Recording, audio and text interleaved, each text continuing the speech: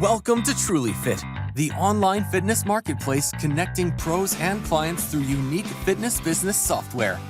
Okay, Lynette, thanks for being with us here at the Trulyfit Podcast. Let's give the audience a quick 101 on you, your fitness background, but also your professional background. Of course, thank you so much for having me. So my fitness background, I've been playing sports since I could walk, essentially. I've always had a really strong interest in science. I was a baton twirler when I was a teenager, a competitive one. Wasn't great, but I did it for a long time. I didn't do really anything in college except go to the gym. And then when I graduated, I was riding a bike, trying to get off that college weight, and I got hit by a car. So I got knocked out for the summer. And then once I got the boot off of my foot, that's when I took up running. You're 22, you're broke when you come home from college. So I needed something to do that not only really got me moving, but also was cost effective. And I signed up for a turkey trot that November, and I caught the running bug. So I've never stopped running since then. But I also wanted to do other things in that realm. So I have a nutrition certification. And then the one that I really use is my Pilates certification, where I taught at a studio for a year. And then I created 2 series, Pilates in the Park, which is in Astoria, New York, in Astoria Park. We do that in the summertime. And then I had a networking series called Pilates and PR, which was a B2B series, except that that's on hold because of COVID. Professionally, I have a BA in PR and advertising, and I interned at a company who specialized in health and wellness because I wanted to see if I liked it, and naturally I did. So I kind of fell into that niche, and I have worked with trainers. I've worked with Body by Simone. I've worked with Yo Yoga, Alanger. I've worked across the board on that, and it's been really fun and really rewarding. And it's really nice to have a personal connection to the types of clients that I've been working on. Wow, that's cool. That's really cool. And we're obviously going to get into the PR and the digital marketing and all that stuff. But I have to ask, tell me a little bit more about Pilates in the Park. Is this just like mat Pilates? Do you advertise for it? How exactly does this come about? Yeah, so when I got my Pilates certification, I knew I wanted to do pop-ups and do a little bit of travel that goes along with that. So we are in the park. It is mat Pilates. It's pretty open level. I like to make sure that it's available for everyone, especially in the summer when people want to be outside. They really want to still get their workout in. They want to make sure it's effective, but sometimes you just don't want to be in a studio after work. You just want to breathe that fresh air, move a little bit. I do a little bit of social media on that. I was featured on We Heart Astoria a few years ago on their big list of things to do in the summer. I created a Facebook group. I am part of Hellgate Roadrunners in Astoria as well. So that's been helpful in kind of creating some buzz about it. But mostly all of the clients that come have been word of mouth. So from my little bit of social and Facebook, I haven't really put too many ad dollars behind it. I've tried to, partner with some of my own clients that were based in Astoria to create some buzz that way as well. But it's been mostly word of mouth, which has been really rewarding. Yeah, that's, I think it's the best way to do it. Ultimately, if you do a good job and people spread the word, it's the most trustworthy way in which you can relay information. And we're going to kind of touch on that when we talk about PR, right? As opposed to advertising, which people kind of mix up, right? They go, oh, you're in PR and advertising. I go, no, PR and advertising are different beasts unto themselves, right? So every time you say PR, it's like, oh, you do advertising, right? Yeah, you're like, oh, you do advertising marketing. You're like, no, it's a bit different. I talk about in my book, Fitness Business 101, about that too, how another really important thing about spreading word of mouth is typically you grow at the rate in which you can handle growth. What I mean by that is if you want to go out and spend $15,000 and get a ton of clients to show up for your first Pilates in the Park class, guess what? You're going to lose most of them because you're not ready to handle all of these people yet, right? So by building word of mouth, for whatever reason, it has this natural ability to have this slow trickle up effect where you have 10 people the first time and then 12 and then 15 and 20. And before you know it, you have 30 diehard people and you have 60 people coming and you grow at just a more a more realistic rate for your skill sets, if that makes sense. Exactly. I agree. And what's really cool about it is because I am in the city, there is a little bit of turnover with residents, is that I get a whole new batch of people every year as well. Yeah, that's something else. And, we talked off camera beforehand. I also worked in public relations in New York City as well. And how I was taught the definition of public relations, I'll never forget it: creating and maintaining relations between an organization and its constituents through strategic two-way communication. One of my professors at West Virginia University made us remember that. We had to say it every day we walked into the classroom, so I'll never forget it. But that's sort of a mouthful, but to describe it to people, I'm going to throw this to you in a second, but the best way in a short amount of time that I can describe it is telling them, basically, through honest, strategic two-way communication, you're trying to build relations short-term and long-term. Yeah, exactly. It's that earned recognition. It's telling a story. In return, what you're really trying to gain with PR is credibility, visibility, and awareness.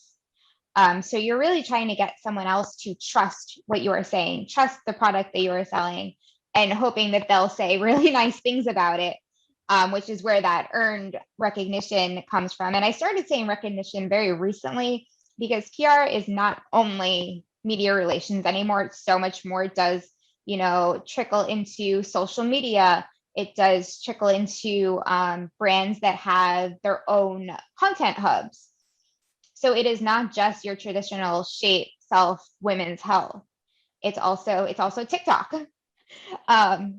So it's getting that earned recognition, where you find where your audience is. But most importantly, it is that storytelling. It's what makes you unique, what makes you different than your competitors. What value are you bringing to whatever outlet you're speaking to and their readers? Yeah, that's a fantastic way to describe it. And I think you're so right on the mediums in which you relay that information are ever changing, and they certainly have changed a lot since I've been out of the game, which is a while now. The last time I was in PR, we were focused on what we considered like short leads, like newspapers that don't even exist anymore, right? And now you have to have the ability to have a strong presence online. And every week it seems like the technological growth, there's new platforms, I just found out about Clubhouse. Yes, Clubhouse.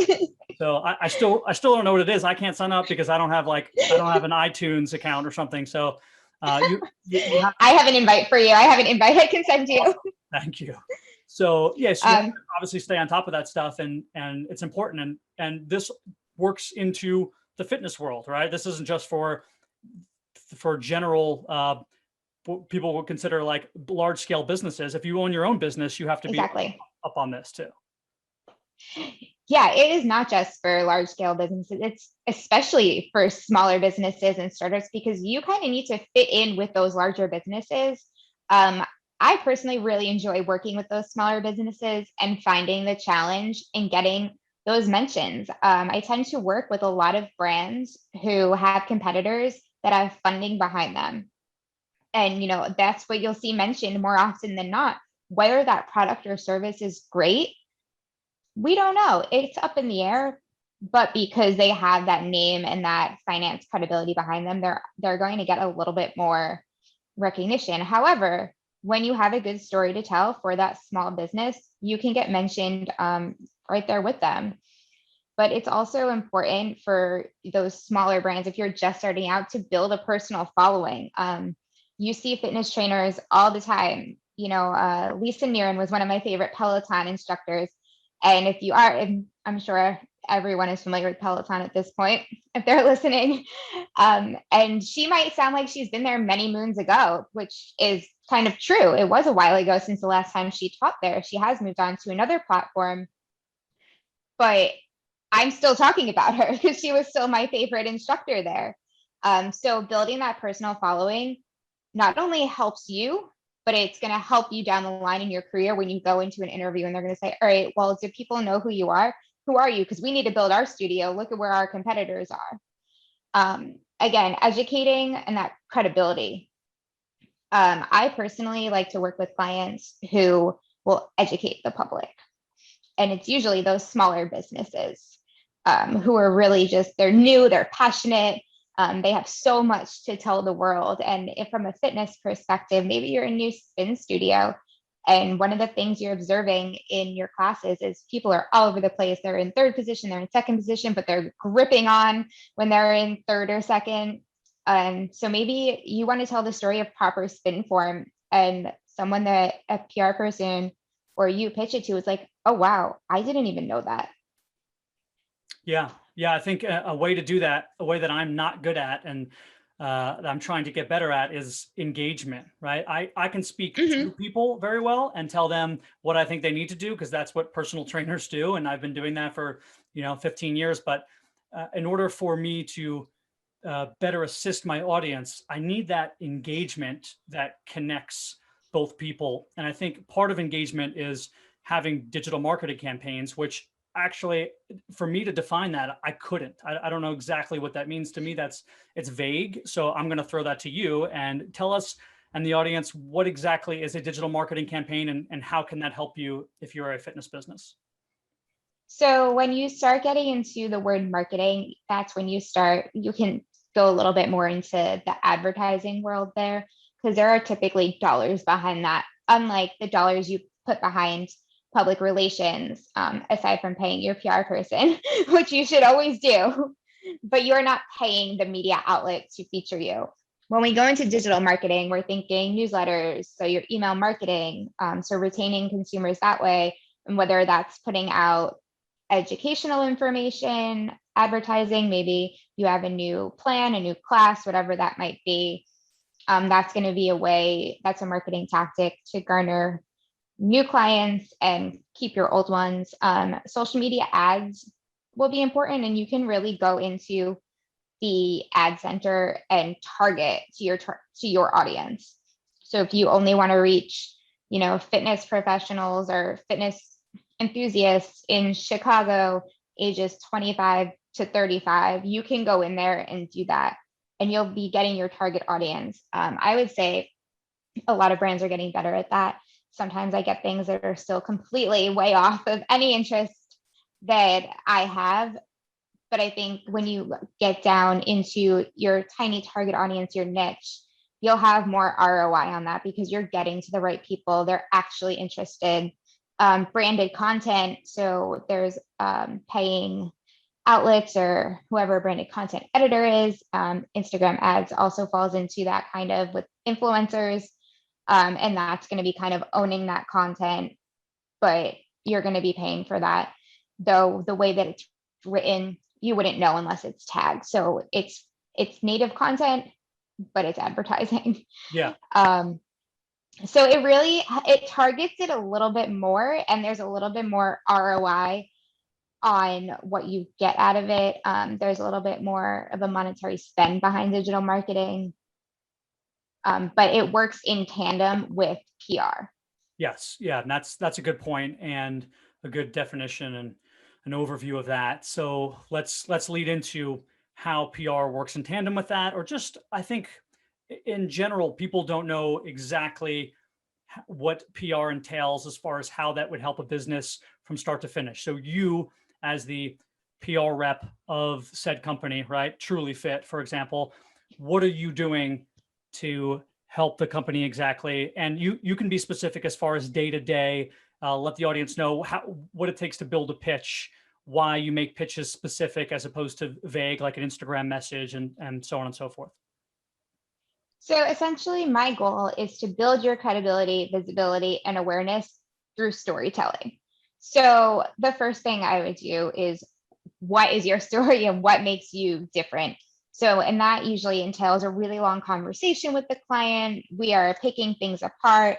I will ask you why, like a little child, 400 times before you finally give me that little bit of information. And that often happens a lot, especially clients are like, all right, let's just get this over with. This is my brand. This is who I am. This is what we do. Okay, but the other brand does that. So why are we publicizing you instead? What makes you, why should you be in that story as well? And usually once I ask a million more questions and really get into that, they'll say this one sentence And that's the thing. That's why you're different, whether it's something about why you created it, something that you do in the studio. Finding that why is going to be the most important part to me, because it's how I can differentiate it. So if I see someone asking, oh, hey, does anyone rep this? We're looking for XYZ. I can say, oh, yeah, I have that as well. However, this is why you should feature us instead. This is why our messages are better, elevated, whatever it might be. It's what makes you different. Because if it's just the same old 5 brands with the same old story, there's nothing fun about that. And there's no incentive for a writer to write about that. Yeah, because that's they've so probably true. already done it. You're right. And I think it's tough for us being so invested into whatever it is that we chose to notice those, like, I guess you would say those like nuances or maybe those special things that we have. So someone might tell their story and they're thinking the entire time that you're going to pick up on that they were a track athlete in college or something, but they neglected to mention that, they got into a huge accident which made them get a surgery, and then they have to recover from that surgery. And that's the angle you want to go. You're like, no. We need to talk about how you recovered from your surgery, and that changed your perspective on things. So I think having a professional who understands how to craft a story and has seen the scope of stories going on now in the industry is better suited to really hone in on what is going to set you apart from everybody else. I agree. And also finding the thing that's going to resonate with your audience. I think we've all seen how different generations go after different things. We know that Gen Z is very into ingredients and what they are putting on their skin and what they are ingesting. So if that is your target audience, your messaging might be a little bit different than a baby boomer messaging. So also making sure when I am crafting those messages and trying to get that story, finding the thing that also resonates with their audience. How are they going to connect with them? So in addition to that, then we create some press kits. I like to always have extra information on hand. So I do a press kit for everyone: press release, backgrounder, bio, fact sheet. So it's all right there. If the editor wants more information, I hand it right over. And then I go right into targeted pitches. So we are researching editors, outlets, influencers. Who is the right person to pitch this story to?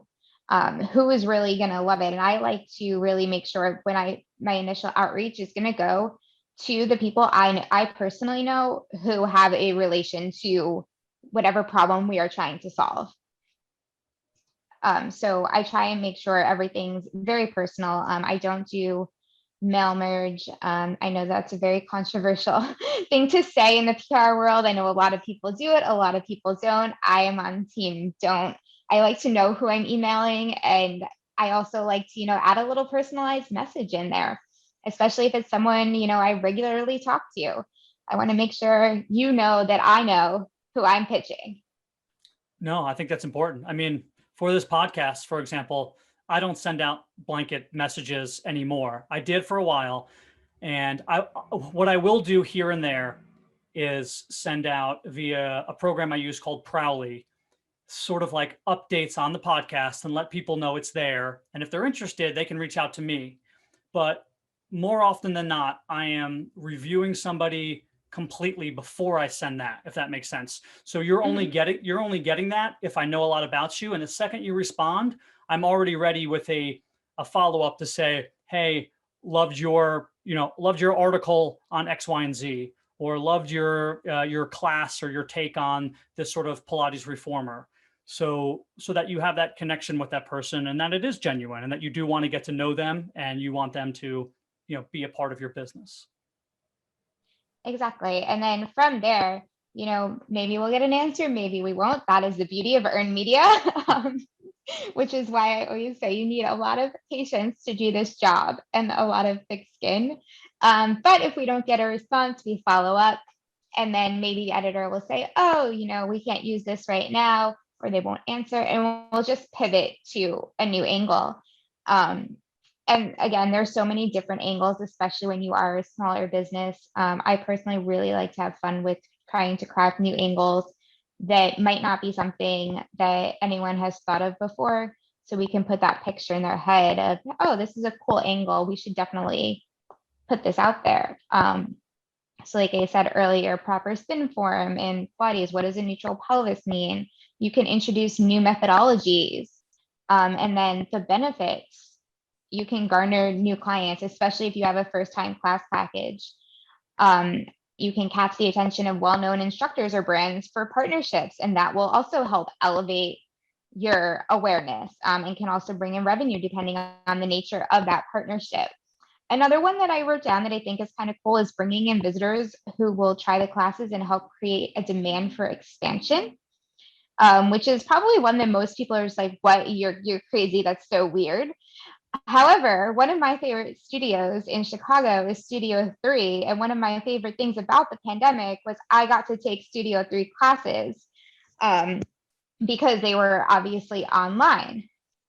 So if you're bringing in visitors who will try these classes, and then they're going to bring in visitors or tell people to go, or they're going to post about it, you can kind of see where your next expansion might be. Where is a demand? And then you can kind of organically grow that way. So I always thought that was something that was cool, because a lot of times, in addition to your local and regional press, you are going to be going after national press. You do want that Shape, that Self, that Women's Health, and that is national. Yeah, exactly. And I think, there are some of this that a business owner can do on their own.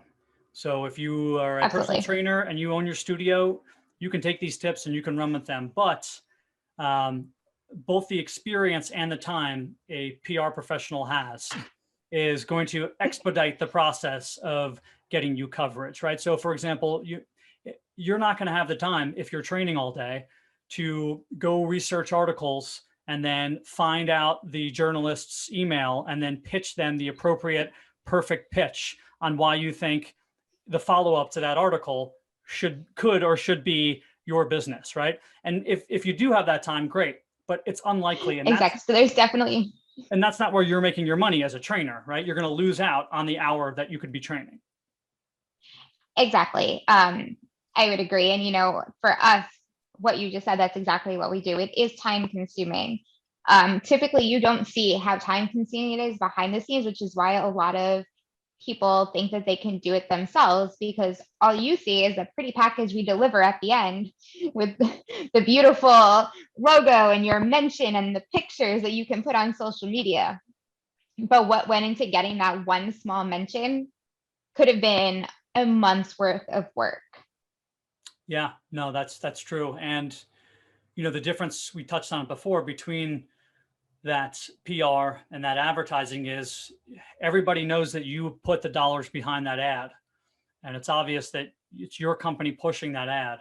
When it's PR, it's coming from somebody who is essentially a third party, somebody who is reviewing or talking about the item, who isn't invested directly financially into it, right? They are covering it in a bit more of a neutral way, which lends to your audience becoming more also invested in your product because they know that this is real. Yeah, and your PR works in your advertising and marketing too. So piggybacking on exactly what you just said, your marketing, your advertising, your social media, all of those things are saying, I'm the best, I'm great, come visit me, I know what I'm talking about. Your PR is someone else saying that. Add in that story to your marketing. So now you're saying, yeah, I am the best. I come visit us. You should see us. We know exactly what we're talking about. Look at what this person said. They just said we're really cool too. So now you have something to back up what you're saying. Yeah, that's a great way to describe it. I think that I think the audience will certainly get that. And you're right. That's what people think too. It's not just me telling you, and it's not just reviews. I have actual, credible sources, outlets who are also, if nothing else, intrigued by what I do. So you should also be intrigued. And I think that's that lends to exactly how you described, getting awareness and getting credibility towards your brand outside of your self promotion. So let's talk a little bit about some tools that are in the industry. I know when I say tools, I mean both tools that you use and that you as a professional are going to be better suited to use. And then maybe somebody who is not a professional, somebody who's just running their own business, doesn't have the money to hire a PR or consultant could use to help them with their PR. So I mostly use Cision for work, and that is the media database where you can find contacts, you can find titles. You can also send out pitches and press releases via Cision. I personally do not do that. There are plenty of people who do that and it works for them. We just don't work in the same capacity, and that's okay. You find what works for you, your business, and your clients, and you go with that. That being said, it is very expensive, and you'll typically find agencies using that, or if you have a legitimate in-house communications team, they will have access to that. Aside from that, it's good old research. It's research and an Excel sheet. Social media is really helpful in that a lot of people, especially influencers, will have their contact information either in their bio on their website or the little button that says contact me in their Instagram bio. But essentially, it's a lot of research. And I personally do research before I even go to Cision because the databases are not necessarily always correct. There's also Muckrack, which is similar to that. That's also really great to see what other articles a specific writer has written and what outlets that they contribute to. Yeah, those are great, amazing tools. In my old PR office, 12, 15 years ago, Cision, before it was Cision, was called Bacon's. It's the same company, but that's who owned it beforehand. And because it's so expensive, we only had one account, but we had 20 people would share the account. So at any given time in the office, someone would scream across the office, Bacon's. And that would just mean is anybody on Bacon's right now or Cision? But, yeah, we used to do the exact same thing when I was at agencies. Yeah. Cision. Yeah, so that's funny. But yeah, I mean, Cision is a fantastic tool.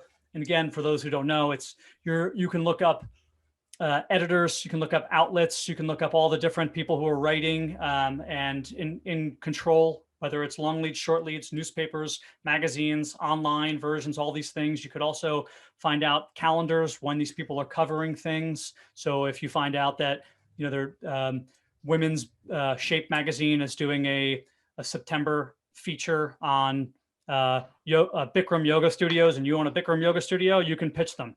But again, the issue is it's expensive. And if you don't already have relations with these people, typically your pitch is going nowhere anyway, or it's very difficult to get there. So it's really for the professionals. Muckrack, I believe Prowly is another one closer to the $200 a month mark, where it's not as good. It's mostly bloggers. It's not as many people that you're going to be able to get in touch with who are actually have a lot of reach. But again, for the money, you can still send out press releases and get some contacts and go that way if that's your ideal situation in running your own business. But I always recommend at least hiring a professional for a short period of time to get that going. Can you talk about like packages? How exactly does that work? If someone wanted to hire you, do you work on monthly retainers? Will you work on a one-time package? How does it work? So I work on a monthly retainer, and the minimum is 6 months because it does take a little bit to get started. We do a lot of housekeeping beforehand, which can take 2 to 3 weeks, depending on how quickly things get approved on the client side. But we also have to start pitching, and then they need to write the stories or decide if we're going to be included. Then that story needs to also come out. So it does take time. It's an investment. It pays off over time. It's something you want to keep going with. I don't recommend taking breaks because it's very easy for another brand or a competitor to come in and be like, oh, well, we haven't heard them mention in a while. Hey, we're here. We kind of do the same thing. And now all of a sudden, they're getting all that traffic and revenue that you were getting. Yeah, that makes sense. I think people want the quick fix. They're used to the quick fix these days. They want PR is not instant gratification. Yeah, it's not some, you're not going viral. You're not having some Instagram story and then getting 1 million followers. It is like anything else. when you see a brand that you recognize and that you know and that you trust, instinctually you might not think about it, but if you take a step back and say, why do I trust this brand? It's because you've seen them dozens and dozens of times over different platforms, used in different ways, and you have a sense of who they are. But if you don't keep that ball rolling of momentum, you're going to fall out of people's minds. Exactly. And even when you hear something word of mouth or you see it mentioned on social media, usually, maybe I can't speak for everyone, but I can speak for myself that I would go and Google it. So when you Google your brand, what else is coming up besides your website and all of the other tabs to your website? Do you have other people mentioning you? Is it all advertising? So that's something I would encourage listeners to do if they're considering going this route or not going this route. What happens when they Google you? What's coming up? And if there is nothing to back up the claims, say you're claiming from a third-party source to give you that credibility, I would consider starting a PR campaign. And if you don't have the budget to do it yourself, to hire someone, if you are doing it yourself, remembering that when you're pitching, to create a compelling story, not just a me narrative.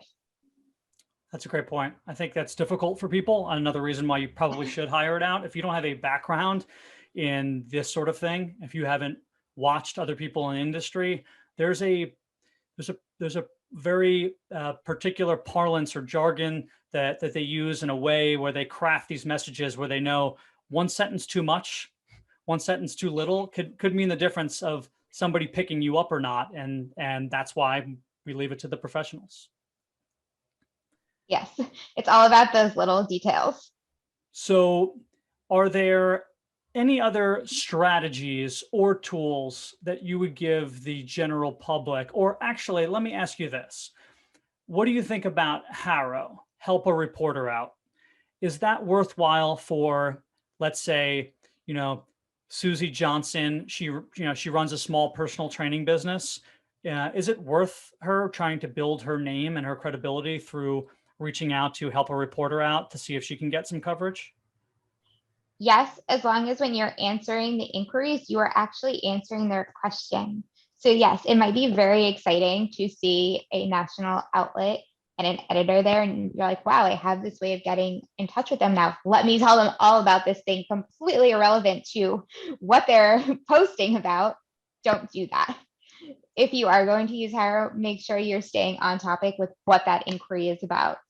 Once you get a response from that, then say, okay, great, thank you, answer their questions, be grateful, share the story, and then say, I'd love to tell you a little bit more about this new methodology that I've been teaching. I think it's going to be really effective. This is what it is and why I'm doing it. But don't start out your initial conversation like that when it has absolutely nothing to do with what they're asking. Yeah, I mean, these people are busy and they're going to skim right past your answer if they feel like you're not helping them. You're rather trying to pitch yourself or some other business model you have. So that's great information. Well, lastly, Lynette, let's pitch your stuff. Let everyone know where they can find you as far as your Pilates in the park. Let everyone know where they can find you if they're interested in your services and anything else that you feel like telling the audience. Yeah, so for PR, you can find me at mintandhoneyco.com, and you can find me on Instagram at mintandhoneyco. Those are my two core platforms for that.